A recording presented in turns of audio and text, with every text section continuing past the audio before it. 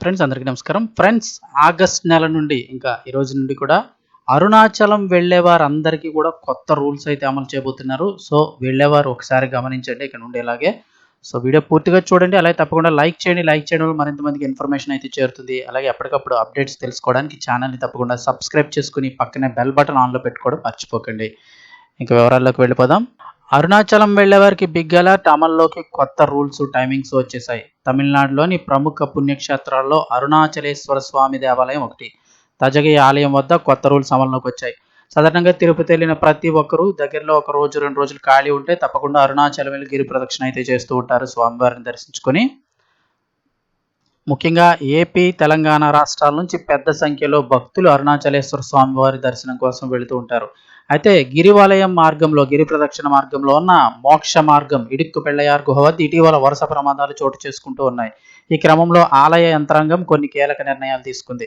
కొద్ది రోజుల క్రితం ఆంధ్రప్రదేశ్కు చెందిన రాజమహేంద్రవరం చెందిన ఓ భక్తుడు ఇరుకైన మోక్ష మార్గంలో చిక్కుకొని ఊపిరాడక మృతి చెందాడు.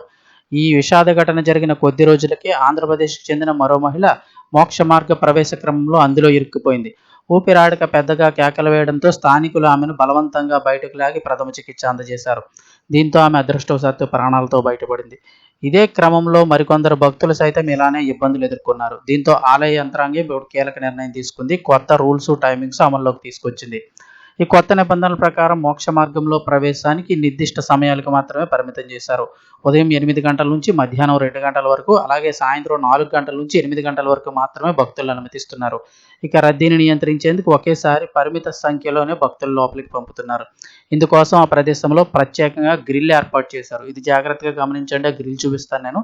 అంతేకాదు ఆలయ ప్రాంగణంలోకి ప్రవేశించడానికి ప్రత్యేక ఇనుప గ్రిల్ని ఏర్పాటు చేశారు. దీనిని మోక్ష మార్గం సైజుకు సమానంగా ఉండేలా తయారు చేశారు. ముందుగా దీని నుంచి లోపలికి వెళ్ళిన వారు మాత్రమే మోక్ష మార్గంలోకి అయితే వెళ్ళగలరు.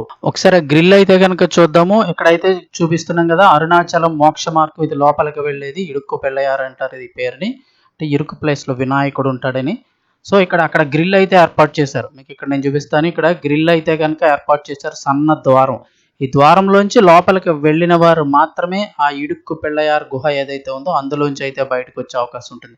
అసలు ఈ ద్వారంలోంచే పట్టని మనిషి బలవంతంగా అందులోకి వెళ్ళిపోతే ఇరుక్కుపోవడం జరుగుతూ ఉంటుంది. సో ఇక్కడ కనిపిస్తున్న ఆ ఇరుకు దారి ఏదైతే ఉందో ఆ గ్రిల్లులోంచి లోపలికి వెళ్ళి సన్నగా ఉన్న పర్సన్ ఎవరైనా అందులోంచి ఫ్రీగా వెళ్ళిపోయారంటే ఆ గుహలోంచి కూడా బయటికి రావడానికి అయితే అవకాశం ఉంటుంది. సో ముందుగానే ఈ యొక్క గ్రిల్ అయితే ఏర్పాటు చేశారు. ఈ గ్రిల్లోంచి వెళ్ళిన వారు మాత్రమే అందులోకి ప్రవేశం అనుమతి ఉంటుంది. ఒకవేళ వెళ్ళలేకపోతే ముందుగానే ఆపేస్తారు. ఆ ఇనుప గ్రిల్ను మోక్ష మార్గం సైజుకు సమానంగా ఉండేలా తయారు చేశారు. ముందు దాని నుంచి లోపలికి వెళ్ళిన వారు మాత్రం మోక్ష మార్గంలోకి వెళ్తారు. ఆ తర్వాత ఈ లోపల నుంచి అయితే అటు నుంచి వెళ్ళి ఇటు నుంచి లోపలికి బయటికి రావడానికి అయితే అవకాశం ఉంటుంది. ముఖ్యంగా పిల్లలు, వృద్ధులు, గర్భిణులు, శారీరక ఇబ్బందులు ఉన్నవారు, అధిక బరువు ఉన్నవారు ఇరుకైన మార్గంలోకి వెళ్ళవద్దని అధికారులు స్పష్టమైన సూచనలు చేశారు. ఈ మేరకు గుహ వద్ద 3 భాషల్లోనూ హెచ్చరిక బోర్డు ఏర్పాటు చేశారు. భక్తులెవరూ బలవంతంగా లోపలికి వెళ్ళొద్దని అధికారులు సూచిస్తున్నారు. మరోవైపు ఆలయం వద్ద ఉన్న అత్యవసర పరిస్థితుల హెల్ప్ లైన్ నెంబర్లు కూడా ఏర్పాటు చేశారు. అదేవిధంగా గిరి ప్రదక్షిణ చుట్టూ చేస్తున్నప్పుడు లోపల ఎక్కువసేపు నిలబడడం, ఫోటోలు, వీడియోలు తీయడం, తోపులాటకు పాల్పడడం వంటి చర్యలకు పాల్పడొద్దని సూచించారు. సూచనలన్నీ కూడా తప్పకుండా పాటించాలని ఆలయ యంత్రాంగం స్పష్టం చేసింది. అదేవిధంగా మోక్ష మార్గంలోకి వెళ్లే ముందు భక్తులు తమ ఆరోగ్య పరిస్థితిని స్వయంగా అంచనా వేసుకోవాలని, ముఖ్యంగా శ్వాస సంబంధిత సమస్యలు ఉన్న వారు ఈ మార్గాన్ని ఉపయోగించకపోవడం మంచిదని చెప్తున్నారు. ఆలయ సిబ్బంది సూచనల్ని తప్పనిసరిగా పాటించాలని స్పష్టం చేశారు.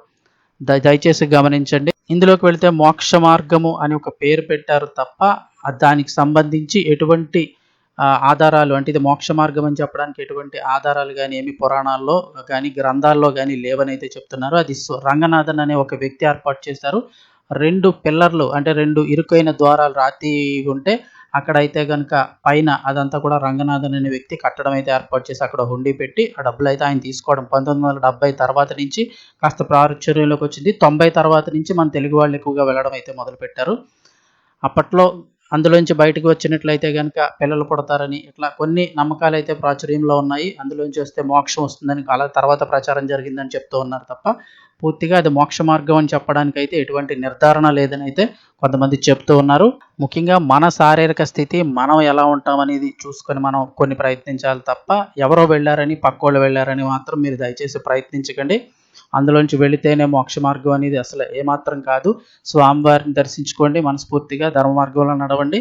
అదేవిధంగా గిరి ప్రదక్షిణ ప్రశాంతంగా చేసుకోండి, స్వామిని స్మరించండి. అంతకు మించి మోక్షం అనేది ఏమి ఉండదు. అది కూడా మనం చేసే పనుల బట్టి మోక్షం ఇవ్వాలా లేదా అని స్వామివారు నిర్ణయిస్తారు తప్ప, ఇలాంటి మార్గాల్లో వెళ్తేనే వెళ్ళినంత మాత్రానే మోక్షం వచ్చేస్తుంది అనుకోవడం కాస్త అమాయకత్వం, మూఢనమ్మకాల కింద తయారవుతాయి. కాబట్టి మన శారీరక స్థితిని గమనించండి. సన్నగా ఉండేవాళ్ళు పర్వాలేదు, మేము వెళ్ళగలం అనుకున్న వాళ్ళు ట్రై చేస్తే తప్పులేదు తప్ప, భారీగా ఉన్నవాళ్ళు, లావుగా ఉన్నవాళ్ళు, పొట్ట ఎక్కువగా ఉన్నవాళ్ళు, శ్వాస సంబంధాలు ఉన్న సమస్యలు ఉన్నవారు ఓ ఫ్యామిలీతో వచ్చినప్పుడు అలా ప్రయత్నించి ఇరుక్కుపోతే మొత్తం కుటుంబం కూడా ఇబ్బంది పడుతూ ఉంటుంది. సో దయచేసి గమనించండి.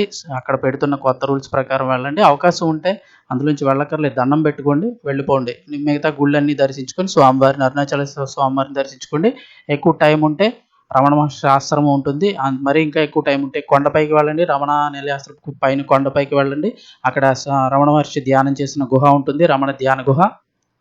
అక్కడికి వెళ్ళి ధ్యానం చేసుకోండి. చక్కగా మిగతా ప్లేసులు కూడా చూసిరండి.